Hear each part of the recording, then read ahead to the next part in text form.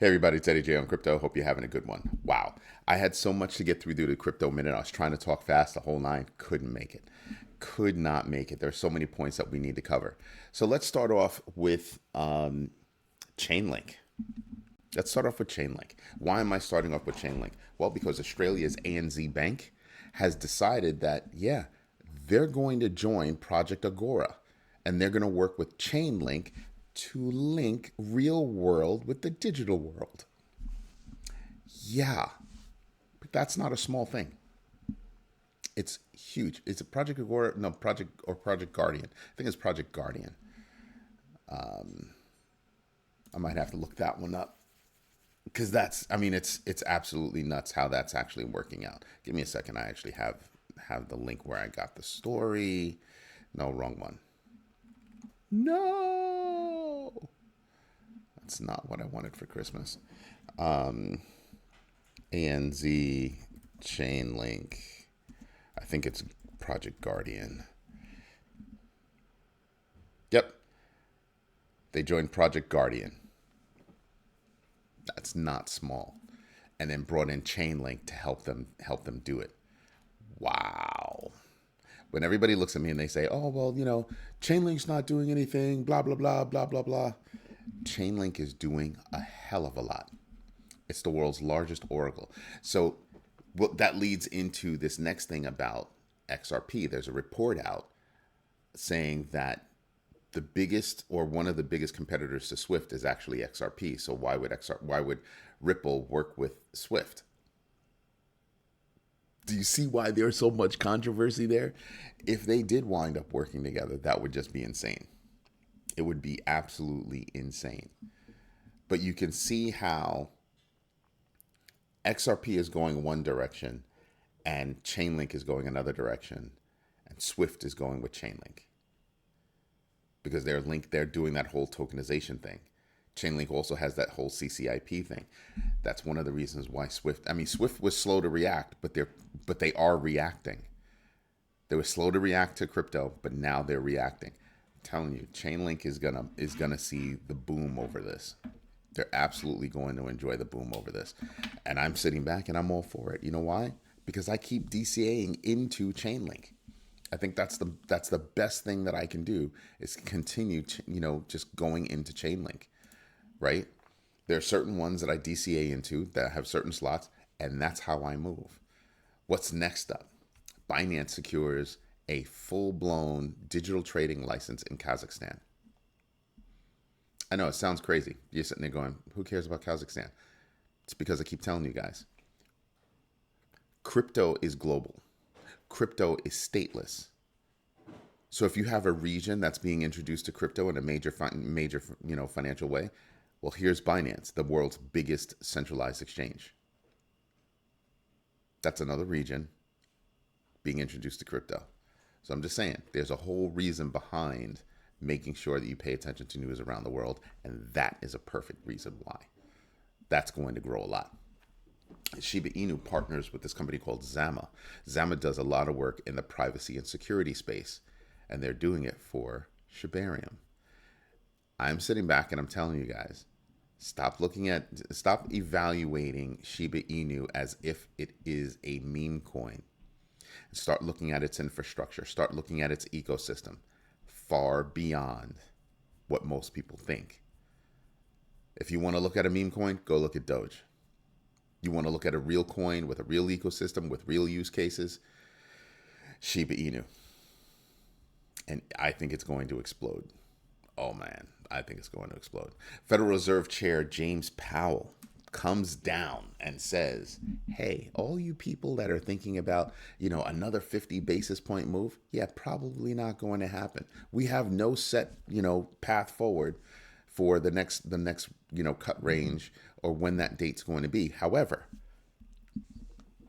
there's no guarantee that it's going to be 50 basis points. And I'll tell you, I'll be totally straight with you. I thought it was going to be 25 to begin with. But the reasoning behind the 50 was actually very smart. He said, well, we could have done, 25, back in July. True, could have. But I thought that doing it back in July was going to be kind of knee-jerk reaction. So he said, well, we could have done 25 in July. We would have done 25 now if that would have been the case. So there's your 50. Kind of nonchalant. Yeah. I can agree to that. Which tells me that the next one's probably going to be 25. You didn't have to do a lot of math to get to 25 for the next one. I really do think it's going to be 25. People shouldn't be shocked. Now, here's something that did shock me. There was another 80,000 RLUSD coins minted. They're still in the testing phase, people. Don't freak out. They're still in the testing phase. Right? If it's pegged to the US dollar, that's only $80,000. I told you the other day there was another 350 that they did. That's only $350,000. Stop freaking out. People are like, succumbing or getting taken by scams. It says, oh, RLUSD is out there. It's not. It's in beta.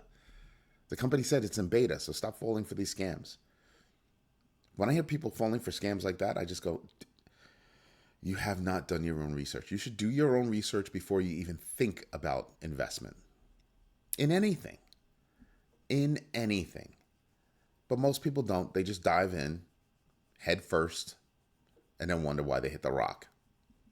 Just no idea, no sense, no nothing, no planning, no nothing. I really wish people would get the memo. And I wrote a book. I wrote a book. We even have an audio book coming out. I even held a class on doing your own research. Held 2 classes on doing your own research. Just saying. Please, please, please pay attention, folks. Pay attention. Do your own research. It's a very big deal. I'm not playing. Ethereum broke a long losing streak, $87 million in institutional investments last week. BlackRock came out and said, listen, you want to know why Ethereum inflows have not been that well? But we're still standing behind, our trust. I mean, our ETF. Here's why. It's a completely different perspective. It's completely different than Bitcoin, completely different parameters, everything that you're thinking about. So if that's what you're looking at, you should be thinking about that. And I'm kind of like, yeah, that makes sense. That makes sense. So I just sit back and I just kind of say, well, people should be paying attention. I say that so many times. People should be paying attention. People should be paying attention. And they don't. There's a difference between Bitcoin and all of the other coins. All of them. Scarcity of Bitcoin is going to drive Bitcoin. The popularity of Bitcoin is going to affect Ethereum. Ethereum will come into its own, but that's still a Bitcoin craze. Straight up. That's what I'm looking at. What else do we have? MetaPlanet, which is, everybody calls it Japan's MicroStrategy, right? Went out and bought another 170 Bitcoin. I'm sorry, 107 Bitcoin. Wow. They're not playing. They're like, yeah, we're going to do it. We don't have the money of a MicroStrategy, so we're going to buy what we can buy. And that's what they're doing. They're starting off October like that. Did you know not everybody, but a lot of people call October in the crypto space Uptober? Because going up, you'll get it. You'll get it. That's why yesterday was down, so it's a little bit up today. Uptober. I know. It's kind of, yeah. I'm not going to say it. Jesse Pollock, he's the base architect over at Coinbase. He actually was the architect behind Base. Guess what he's doing now? He has been stepped up to lead the Coinbase wallet team. He's now an executive. Kudos to him. Not bad. Robinhood introduces crypto transfers for Bitcoin and Ethereum in Europe. I want to tell you, Robinhood and Coinbase are making really big strides into Europe. Really big strides. They're paying attention to compliance issues. They're paying attention to all of that. They're making really big strides. So I'm kind of like, yeah, these guys are making sense. They really are making sense. So I find it to be very interesting. Very interesting. Like I said, the more people involved in crypto around the world, You got to pay attention to all that news everywhere. Everywhere. A Ripple insider says they have a plan on how they're going to grow RLUSD and how it's actually going to help XRP and not hurt it. Pairing. They said because XRP is already on most of the exchanges around the world, they're going to pair it with RLUSD. Okay. I could see how theoretically that could work. We'll see what the story is. Something else that's really big that, we were talking about every now and then, the idea of geofencing. So when a company cannot do business in a given area, a given region, they're taking to geofencing their product, meaning they know how to look at all the IPs from a given area, and they say, well, if you're coming from one of these IPs, bink, you either get a message that says no, but you can look around, or you just get a page that says no, period. Geofencing is another way that countries are shutting everybody off, shutting their people off from crypto. And until you look at VPNs and that kind of stuff, then what? See what I mean? So yeah, I'm paying attention to what's going on in that security space and that compliance space. And they're doing it because they need to be compliant. So if somebody goes, and it's a viable solution. So if somebody goes and gets a VPN and says they're not coming from this country and they do transactions, that you can't blame that company. They found a way to get around it. They cut off the whole region. The whole region. So if somebody finds a way to get around it, they found a way to get around it. Not their fault. At some point, countries are going to have to figure it out themselves. They're going to have to figure out that the more you squeeze, the more people are going to just go someplace else. They'll find a way. Think of it like water. Water's going to go to the easiest way. So if you cut off this way, it's just going to go another way. You're not going to stop it. You're not going to stop it. So really, how about you introduce better laws, better regulation? How about you take a pragmatic approach to actually working with the industry? It's not going anywhere. It's here to stay. Figure that the heck out. I'm just saying. What else do we have? Ripple secures, and I'm reading my notes, Ripple secures a key in-principle approval from the DFSA, out in the UAE, to expand its operations. Ripple's making big moves. They're laying the groundwork, making big moves. That's not a small thing. That is not a small thing. So I'm just letting you know that pay attention to the things that are out there. Pay attention to what's going on in that space, right? If you do your own research, you'll keep up on these things. I can't possibly cover all of the news. It's impossible. So you're going to have to learn how to do your own research. You really are. Anyway, you know what we should do? That's right. We should get into the news. That's what we should do. Let me get my notes out of the way. There you go. Let's start off with the GMB Crypto Tracker top 25 losers. All right. And it stops real quick. You have these top 3 losers. Hamster Combat, shocker there. Down 7%. It's 26% off its all-time high. Not bad. And it's got a 0.34 GMBX factor. Okay.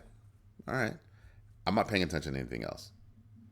Below this number, when you hit, I told you, you know my rule, 5%. I have a 5% rule. You're done. 5%, I'm not paying attention. Let's go over to the winners. On the winners side, let's see.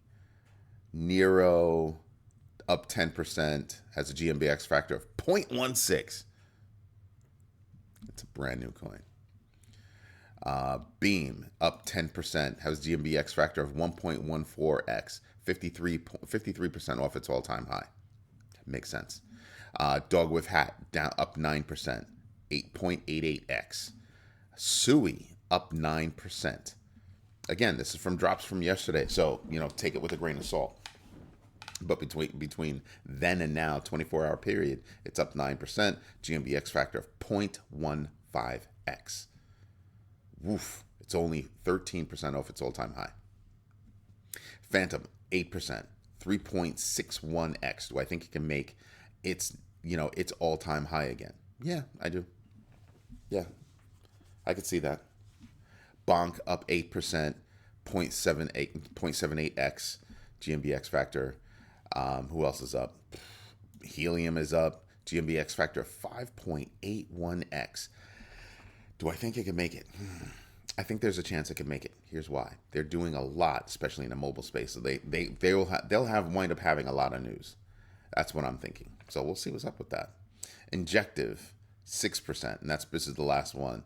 6% move. It's got a GMBX factor of 1.17x. It's 54% off its all-time high. Oh, it'll definitely make its all-time high. I'm 100% sure of that. Everybody else is below. So if you look at the top 25 and top 20, top 25 winners, top 25 losers, most of the coins are moving sideways. Moving sideways. Right? These are the things I try to tell you guys so you can pay attention to it. We already know what's going on. I told you yesterday what's going on this week that can affect, the crypto market and markets in general. Yesterday we were at 61. Today we're at 50 on the Fear and Greed Index because everything took a sharp turn. Why is that? Well, everything took a sharp turn probably because everything that was going on. One thing that I missed that I did not tell you guys was because Japan has a new prime minister. Why did the old one get kicked out? Economy. Japan's economy just tanked.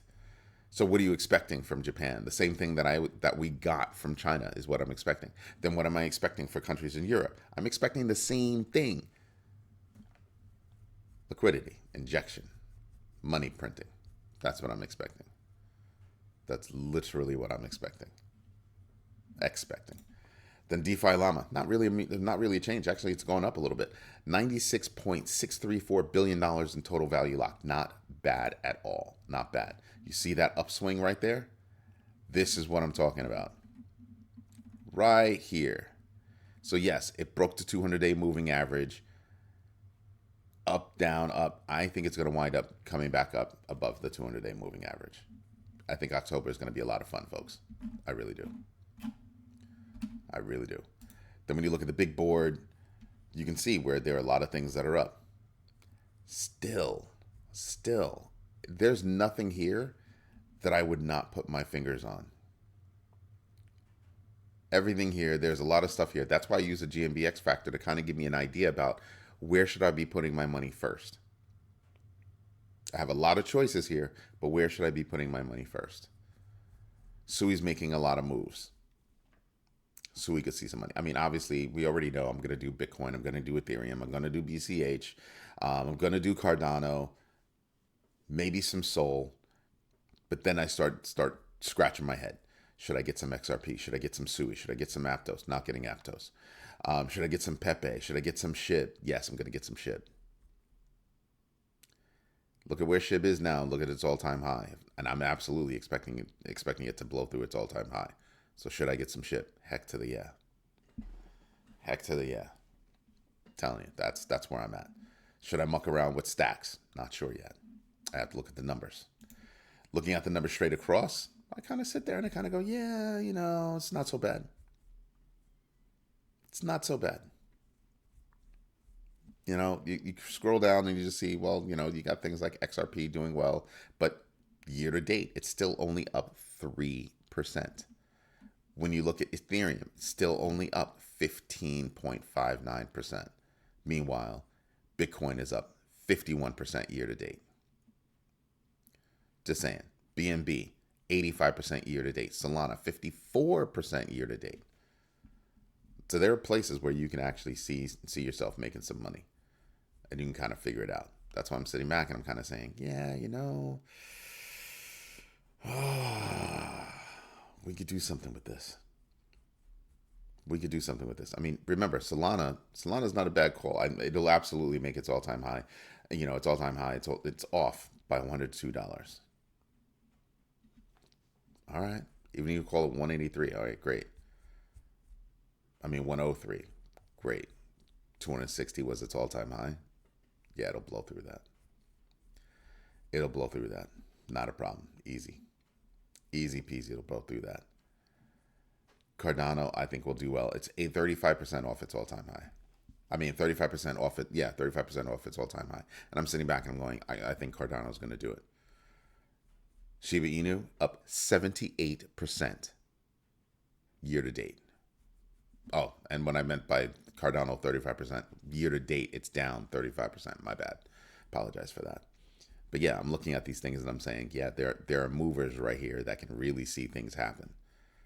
Shiba Inu, I think, is going to explode. I think it's going to explode. I do have questions about Toncoin, though. My questions around Toncoin are, so the action on Toncoin has been driven by games. You know, tap to play, tap to earn, blah, blah, blah, blah, blah. Great, that's awesome. And all these airdrops that are happening, you know, on Telegram and Toncoin, right? That's awesome. Is there anything else substantive that's happening on Toncoin? Aha. I mean, Toncoin gets the benefit, right? So I think my play on Toncoin is I'm not going to get any coin. I'm not going to get any game coin on Toncoin. I'm going to get Toncoin because Toncoin will go up and maintain because I think people are hopping from game to game to game because they're hopping from airdrop to airdrop to airdrop. And what they're not getting is that if you don't support the game after the airdrop, you're not going to make money. People need to continue playing the game. You were incentivized by the airdrop, but now what? Now what? And that's the problem. What's the game du jour? What's today's hot game? That means people have to leave this game to go play that game. They only have but so much waking hours. This is why I'm paying attention to this stuff. Anyway, this is Eddie J on crypto for growmybag.tv. I hope you like what I'm doing. If you do, hit the like button, hit the notification bell so you know when I'm dropping a video, and become a member. Membership has its benefits. So just in case you didn't know, October 18th, it's a Friday, 8 p.m., we're going to have a big bagger meeting. It is a video conference where everybody gets to talk to and see each other. And you know, everybody on that call has the same thing on their mind, how to grow their bags. And you know who will be there. That's what membership has. So become a member, become a big bagger. That meeting is only for big baggers. Those are people that are the most serious about growing their bags. Anyway, this is Eddie J on crypto for growmybag.tv. I hope you have a good one. Bye-bye.